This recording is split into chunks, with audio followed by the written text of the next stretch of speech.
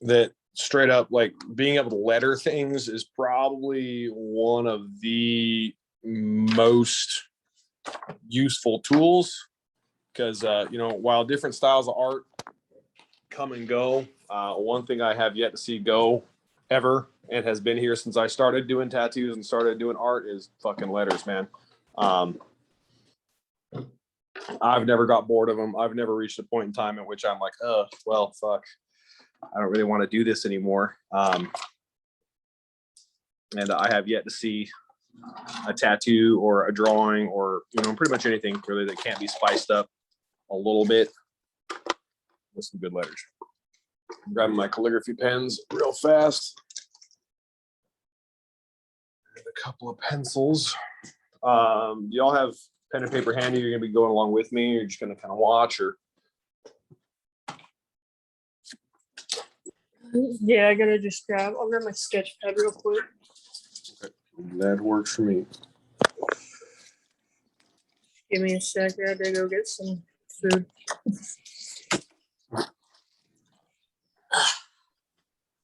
So, where did you say you lived again, Marissa? I currently live in Robertson County in Mount Olivet. That's which direction from Lexington? It's right down from like Georgetown and Cynthiana. It's right between Harrison County and Maysville, which is Mason County. Okay, yeah, I'm familiar with Maysville just because my own from, what do you call it, living out by Moorhead area. Mm-hmm. These guys. We quite literally live in the middle of there. Yeah. I lived in Morgan County for a bit. I know all about all that. Yeah, it's Fuego. Okay, man. That's from the new album, though. Yep. Nope. Dude, that color is so fucking saturated, dog. Yeah. Oh yeah. Alrighty. I'll just jump right into it because I'm arguing with Zoom right now about how much time they'll allow me to record. I pay for premium, but you know, of course, they're gonna be turds about it. So let me reverse this camera. Change. Hopefully that's not nightmarishly unpleasantly loud for everybody. And let me go ahead and switch this to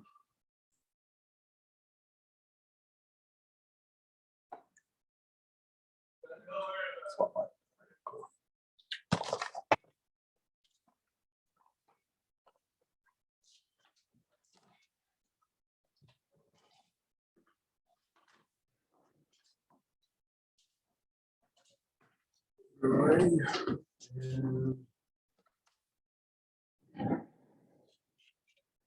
Let there be fucking light. Hopefully, yeah. Light.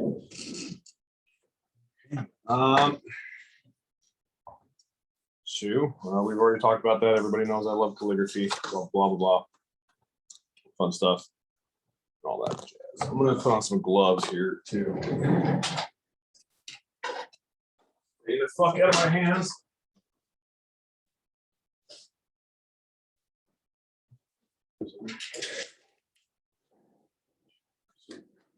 A little lettering tutorial here. Nice.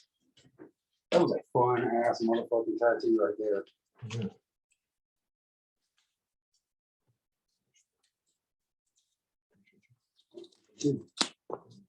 So there is some basic concepts behind lettering. I mean, I really don't know what to call a lot of this shit. I just kind of have formed this from looking at other people's stuff and figuring out what I liked the way it looked and what I didn't like the way it looked. Some basic things: circles, like a perfect circle here. It's pleasing to, like, mathematically. That's not a perfect circle, I'm aware, but whatever. It's pleasing on a mathematic level, I guess, but on a visual level, ovals. Yeah. Oh, okay, cool. Hey, what's up? Yes. Okay. Y'all the ones that had tattoos. Okay. All right. What's going on? Not much. Just doing a little lettering tutorial right now. So your oval shapes are much more visually attractive, especially when it comes to lettering and stuff like that. So to give an example, if I draw a circle and then a stem on it for an A, you're actually having something that kind of looks more like something that you have like in a kid's lettering, like in preschool, kindergarten, all that other shit. But if I draw a nice oval shape and then put a stem curve, of course, giving it kind of an italic feel, it just looks more visually pleasing. That goes for even if I put the circle on it and then put that coming backwards, it just makes it look wompy and ugly as fuck. So as a whole, any type of oval shape, good. Lots and lots of big circles, no. I mean, if you can imagine, if I write tattoo with big ass round shapes like that, so let's put my for T A. I can't even fucking force my hand to do it. It's so ridiculous to even try. So like, take up that big ass circle there. Now I have to like, you see, it looks stupid if I do that. But if I have nice oval shapes for setup, it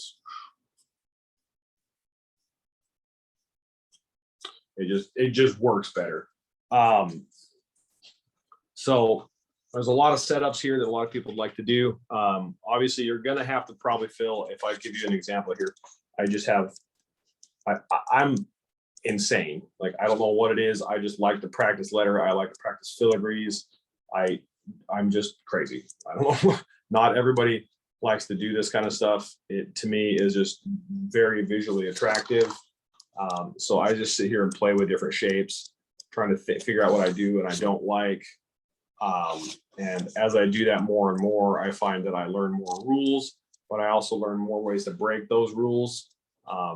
But it's best to kind of understand the very basics of things before you try to break the rules, because as soon as you break the rules and you don't really know how they work in the first place, you're kind of playing with fire, because you don't know how to visually do it in such a way that you're going to enjoy the way it looks when it's done. Some of this is just straight up just calligraphy shapes, testing the way things flow and the way they feel when I draw and make them here.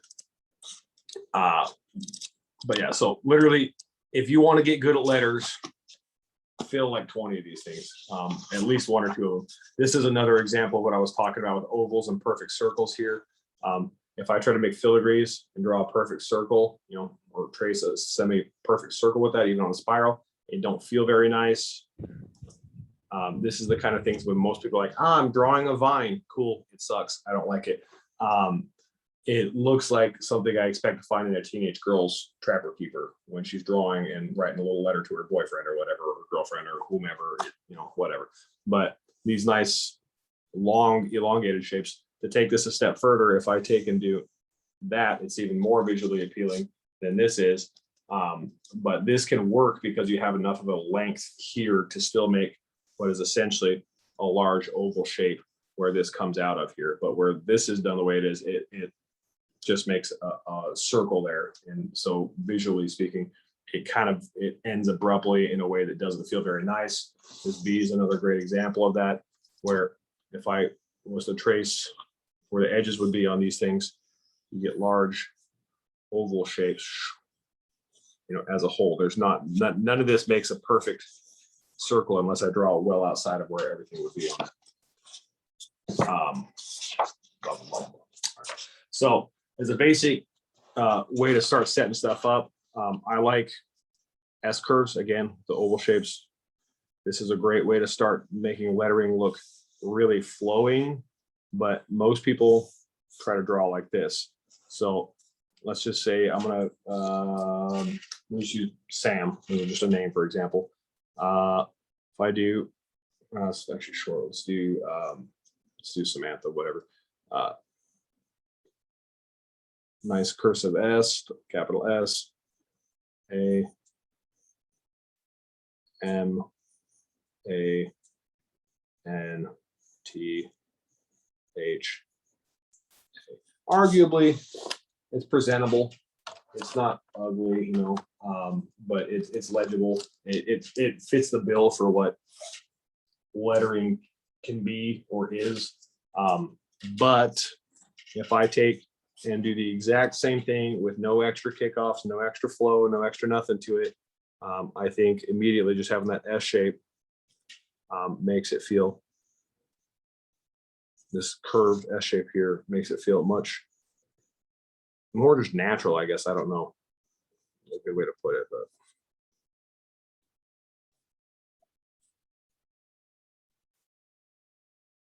see the flow, it just, visually speaking, anything with flow, curvature, stuff like that, we just find more visually appealing, unless we happen to be looking at, like, you know, fucking buildings and stuff like that. Even buildings have a tendency to break out of these straight, strong lines with most modern architecture, because they're starting to recognize that from a visual perspective, we tend to prefer having curved shapes and stuff.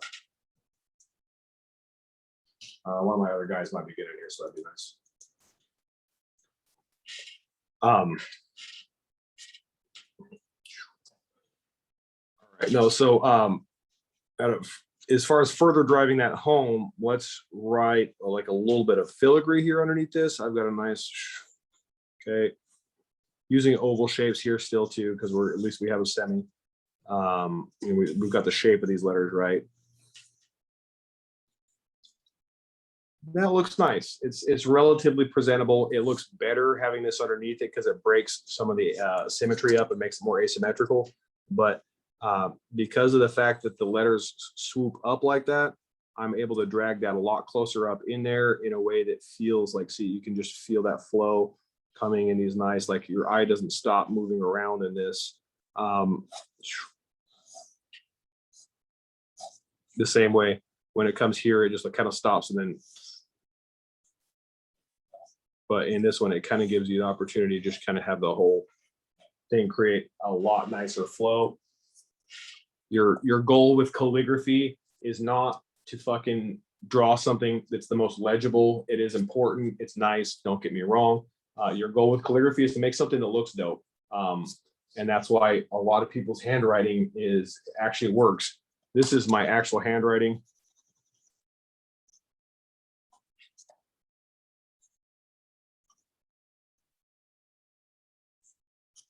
Like, I might be dyslexic because sometimes I come back through and do shit like that. But my handwriting is BOOTY, trash. Okay. So there's a difference here between this, and that is, this is designed to look nice. This is designed to get information on a paper as fast as possible. The two can meet, but I find that your handwriting is a good starting place to figure out where your actual flow, how you tend to draw stuff is, all that shit. But it's not a good foundation necessarily to build off of. You want to learn the letter shapes first and then start getting your hand to do that. So starting out, we'll just make a few example letters. If you have paper and pen, I would encourage you to go ahead and start following along now. One of the best things you can do to get started with this kind of stuff is, we make our oval shape. We're going to try to keep our letters inside of these. And so I'm going to do, this will be an uppercase A right there. Here, I'm going to make that a little bit darker so you can see it. A. And then we're going to do another lowercase a next to it, uppercase B. And a lowercase b has a stem, so I'm going to make it slightly less wide than this one. C, uppercase, lowercase, and we'll just start with that for now and go from there.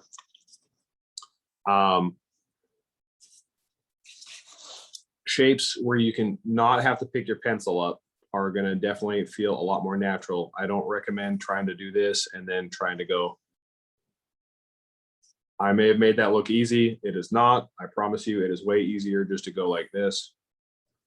And even though I did connect those two things, I feel like this one feels more natural. If I get it really close, you can see the little part right there where I kind of skidded along.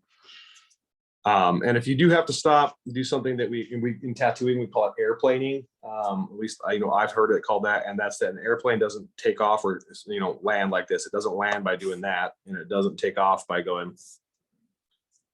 See, it makes funky marks when you do that, and it makes like a little dot on the end of it. So if you need to come back into something, you're gonna start back in the line where it already is there, and then come back into it.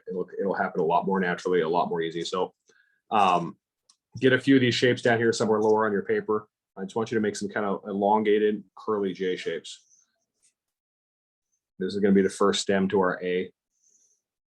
I am not kidding. I've filled half of one of these books up before just doing this with stuff over and over again, or writing the letter A so many times until I fucking hated it, and then B until I hated it, and vice versa until I get really natural at it. This is just an extension of the 3 shapes that will ever happen in any type of lettering. There is either a C, there is a straight line, or there is a S. As you can see, an S is 2 C's, and a straight line is not either one of these. So here's our straight kind of somewhat edge, but it still has a curve here. We rarely even use these.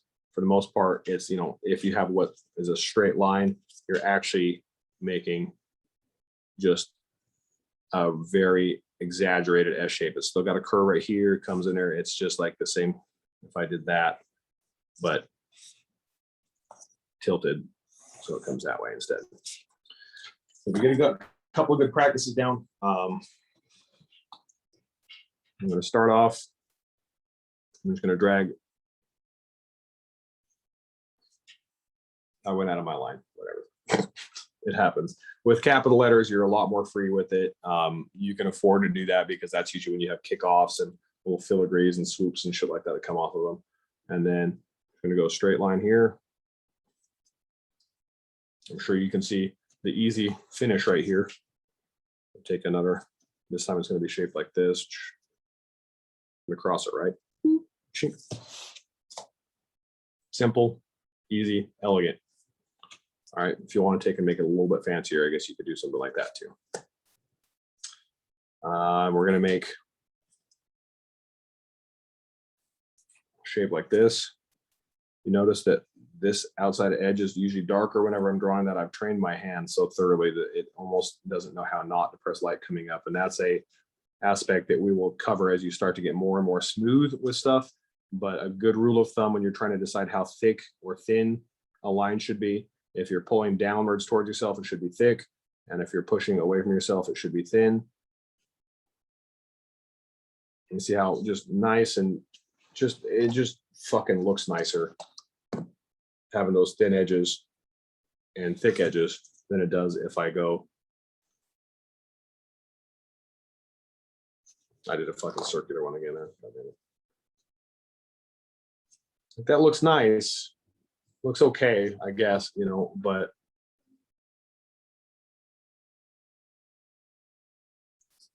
this is an adaptation of something called round hand brush lettering. And the reason why you do thin up, thick down is because it is impossible to push a brush away from you without it going and destroying everything with the paint. But you can make a nice thick line pulling down, and then when you come upwards, you actually have to pick the brush up and then drag it like this. You can't push it forward. So really you're picking it up and then dragging it back up because it's very difficult to press it down with the same thing. And then you'd have to like literally rotate your whole wrist and move it in a very unnatural way that's probably never going to work. So these are all adaptations of brush lettering. Come back up here, do it again, make nice oval shape, light press up, heavy press down, light press. You're probably going to suck at it the first 100,000 times you try it, but if you do it 100,001 times, you'll probably make at least enough of them that encourage you to keep going. All right, so for the stem, you're going to just pull down, nice soft edged C. That's really what that is. It's a soft edged C, and then pull back up. And at the very end of your stroke, you're just going to press down a little bit harder. Makes those nice shapes right there. Now, to make the A look more natural on the uppercase, you see how nice that looks. We were just working on getting shape on that. So I'm going to draw attention now from just the shape and flow of it to trying to accomplish the same thing we have with this one.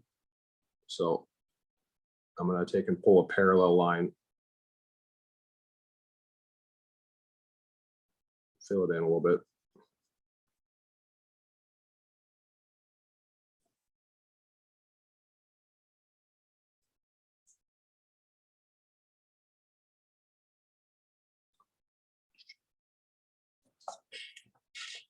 I don't know about you guys. I find doing this crazy cathartic. If I ever have like fucking stress, panic attacks, anything like that, this alongside working out and several other different things is massively helpful for me.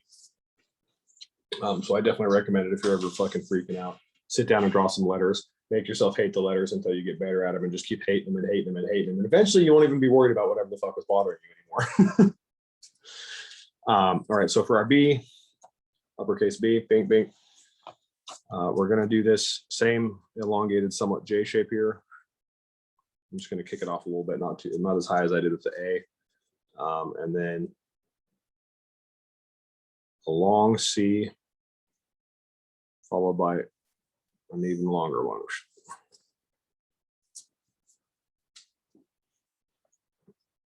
So elongated S shape and long C. Even longer one, come back around to the outside edge. And you see here, if I was to connect this there, it's somewhat circular, but it's still more oval than it is circle. And to draw attention to that even further, let me take and make this line right here and further out. We'll thicken it like we were talking about doing earlier.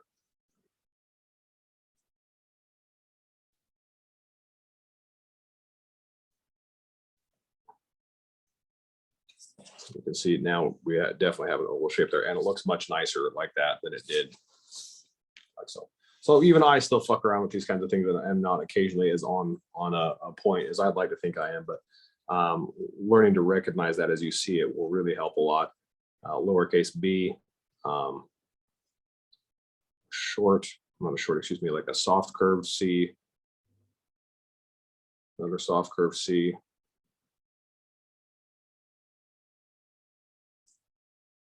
Some people do it like that. You know, I think that looks like an F, so let's go ahead and correct that.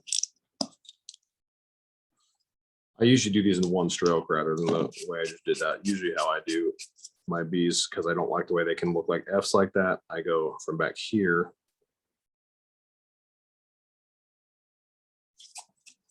Yeah. Really what makes this not look like an F is when you have a bunch of letters next to it. You know, because an F would cut in the middle like that and have the bottom part come down. But whatever. C's, this is actually, if you guys have ever come up with a great formula on a C, let me know. I've only come up with 2 or 3 of them. I fucking hate this letter. Legitimately fucking hate it.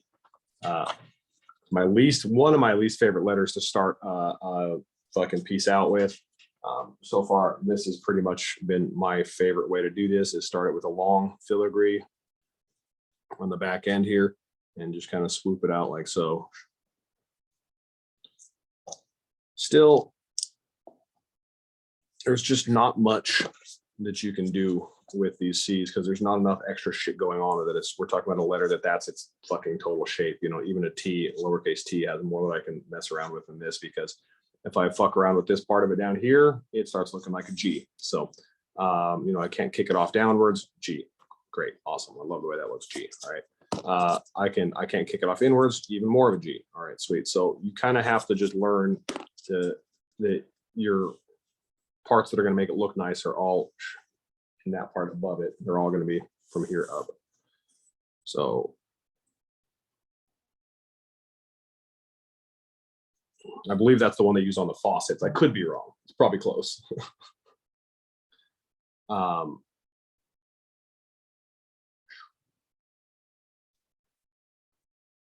not going to play with any style on the end of this. I'm just sticking it up so it's got that downstroke feel to it. Right here.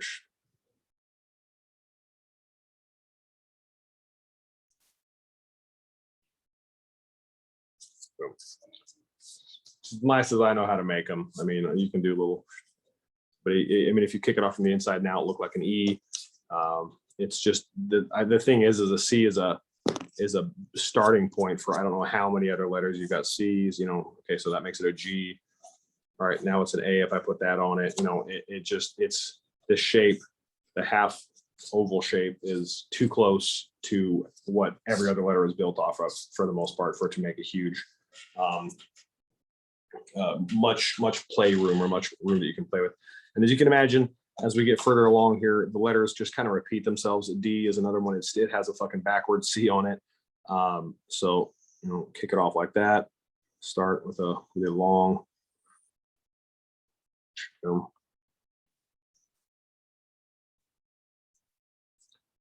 Relatively basic. Pencils, you can also do a lot of this fucking work by pressing hard or light.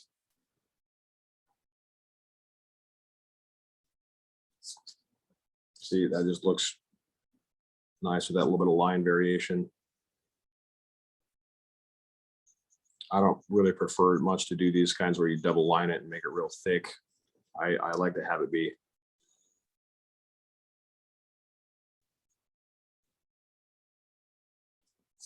basically just smooth sailing with it. And, you know, you've made a little loop right there. Who fucking cares? Style, that's what I'll call that. You know, when it comes down to it, as long as you're keeping your hand loose as you're making it, you're going to have so much more luck than if you try to make it crazy rigid. And when I say make your hand loose, I'm not talking about doing this kind of shit. You notice when I'm drawing it, I'm using my fucking wrist for the most part. Like there's like a little bit of this much pivot in my fingers. There's not like all this kind of shit.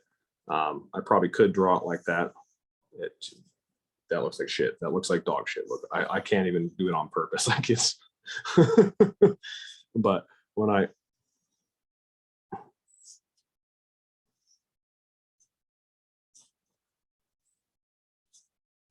this mostly wrist. All right. So Who's checking on you? I'm almost done here. Round this out here with just a little singular word. I don't know what to write. Anybody got a suggestion on what to write? Speak now or forever hold your peace.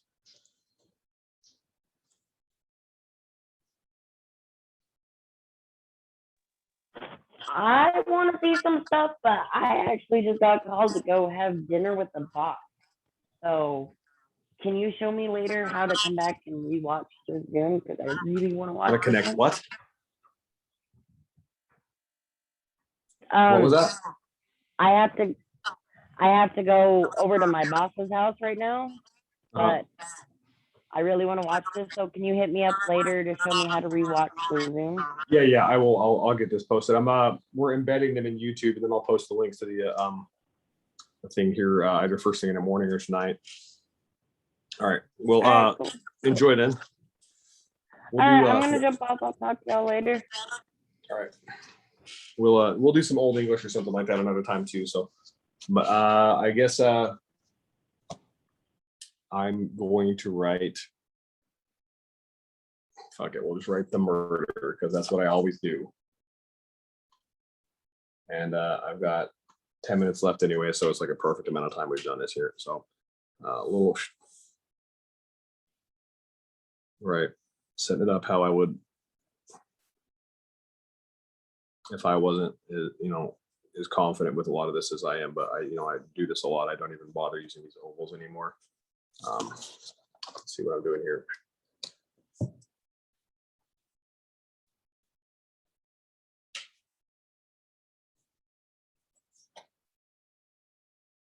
THE murder. If you can see what I've done is make ovals that are denotating tall. You can also put a secondary line like that if you want to have a point of reference to make your stuff easier. I've just gotten more confident with it than so I don't really bother with a lot of that. M. It's funny, this elongated S shape. It's like the starting point for everything.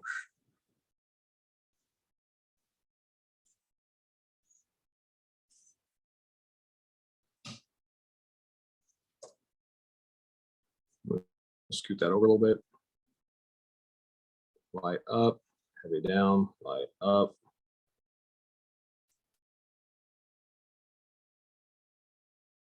Light up, heavy down. Light up, heavy press down, light up.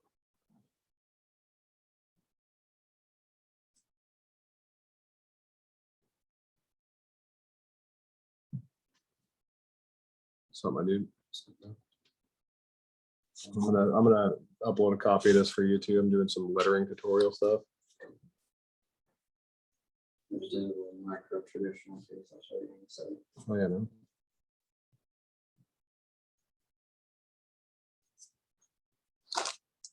Sweet. Ting, ting, ting, ting, ting, ting, ting. And let's just put a few kickoffs here using the oval shapes, long ovals. If you look at any of my lettering, you'll see this particular filigree repeated like almost over and over again. It's just my hand makes it like naturally at this point.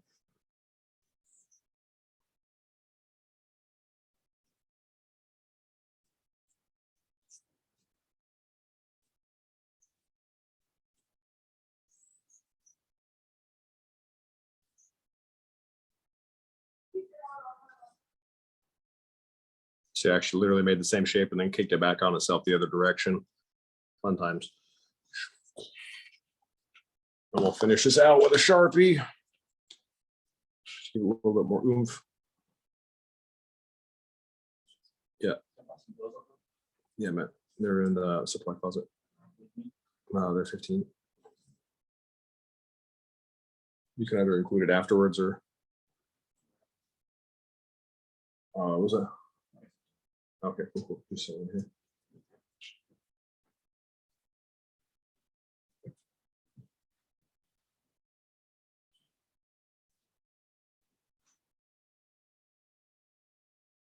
Also, too, with filigrees, let me point this out too. Anytime you make these shapes, it's always best to pull it back into itself. It's much harder to do this. You can see just, I mean, there's a slight difference, but I find, and I've also been doing this for so long, you're gonna have to forgive me, but like generally speaking, if you do it and you pull it out of it, you end up with something that looks like that, which still doesn't look that bad. It's so hard for me. I've done this for so long. It's like hard for me to actually purposefully suck at something. You kind of see it's still fucking, that one's not so good. You get the hint. It's just, you get a smoother transition. It's easier to make something look like it meets if you do it like that than it is to make it look like it meets when you do it like that, because you also get that little burn mark at the bottom there. With Sharpies, to make your thin and thick, you use pressure and speed. The slower you go, the fatter a mark you get.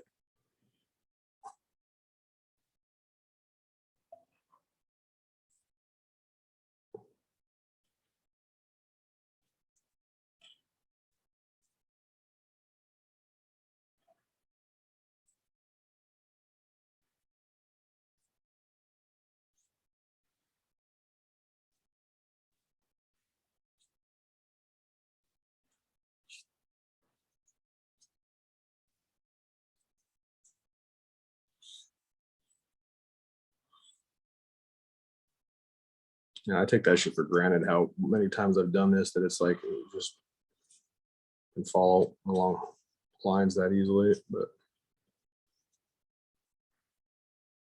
after you make a few million of these, you'll get real smooth at it too. Honestly, I don't even lay it out like that anymore. Most of the time, I'm just like, and look how much more natural this already looks than the other one that I laid out.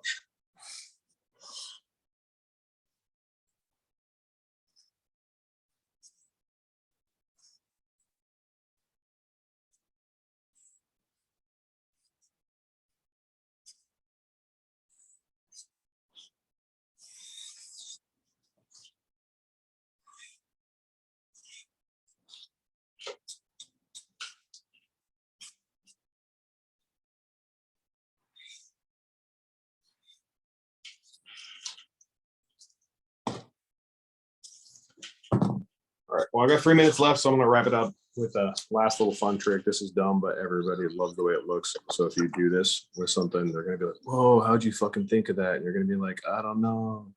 I always learned everything from watching somebody else do something and being like, "Holy shit, that looks cool. I'm doing that next time." And then people be like, "Hey, man, that's a nice drop shadow," or "That's a nice blah blah blah." Somebody saw me doing this earlier. One of my other artists was like, "Oh, dude, I love how it looks like a sticker," and I was like, "Okay, cool." I always called it a force field, but whatever, because in graffiti we call that a force field. But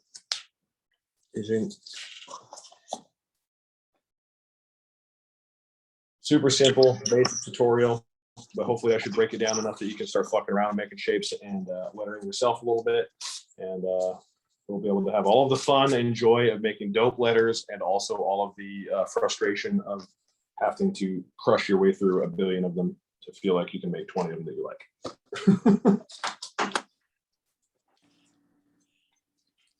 Dope.